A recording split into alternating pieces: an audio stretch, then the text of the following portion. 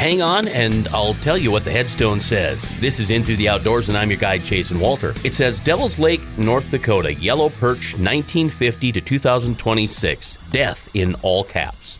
Thanks to guides and North Dakota Game and Fish. There's been a picture of this headstone floating around social media, and of course, it's being hit with a barrage of comments from the keyboard warriors. Hundreds of comments from people trying to be funny and struggling to formulate decent sentences or even use good grammar or sentence structure. Thank goodness they're not in charge of the perch population anywhere. There were a few folks that tried sharing factual numbers and those that actually stood up for Devil's Lake and those in charge of the fishery. Now, the purpose of the conversation here is not to tear them down, because if that were the case, I would be stooping to their level. Instead, I choose to keep a level head and simply say things happen. Lakes go through cycles. It's just unbelievable that the unbelievable fishing cycle on Devil's Lake sustained itself for decades. I'll never forget the 2-pound perch we caught when I was a kid in the late 70s and early 80s. I grew up in Rugby, North Dakota, so fishing Devil's Lake was a pleasure and an honor. It made memories that are well over 40 years old.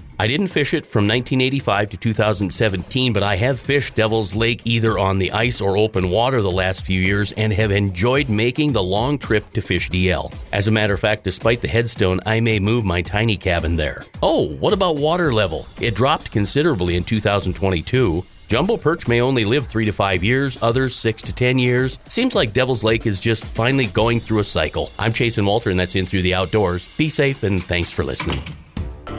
You'll find over 1,200 ITTO episodes with every topic about walleye archived on my YouTube channel at Jason Walters In Through the Outdoors. And check out Between Hook Sets Wednesday nights at 7 p.m. Central.